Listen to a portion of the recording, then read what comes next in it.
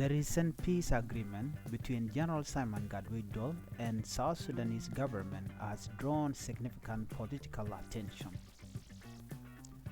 General Simon Gatwech Duol, leader of the SPLM-IO Kit-Gwang faction, has accepted the position of Deputy Commander-in-Chief of the South Sudan People Defense Force. Previously rejecting a civilian role, Duol now chooses a military position, aiming for greater power sharing and influence in South Sudanese defense structure. The position of Deputy Commander-in-Chief, a post that was previously held by the late General Paulino Matimnial in 2006 before his passing, had been left vacant for years.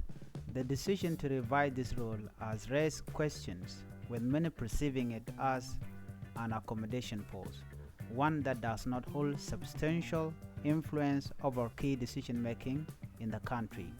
The position had long remained dormant, prompting debate about its relevance and importance in South Sudanese current political landscape.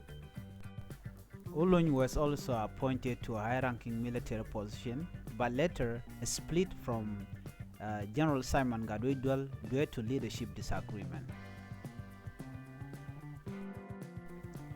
General Simon Gatwech Duol acceptance for this role allow his force to transition from rebel to official members of the South Sudan People Defense Force, ensuring their integration into the National Army.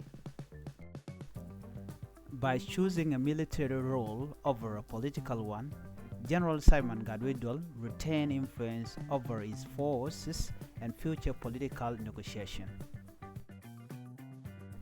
Challenges such as factional divisions and resources constraints remain, but this move could secure the future of his fighters and strengthen his influence. The government's willingness to integrate Simon Gatwech Duol force into the South Sudan People Defense Force demonstrates a commitment to peace and unity.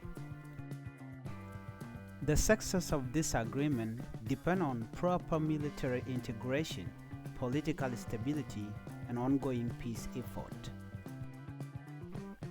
General Simon Gatwech Duol's decision could shape the future of South Sudanese security and political landscape.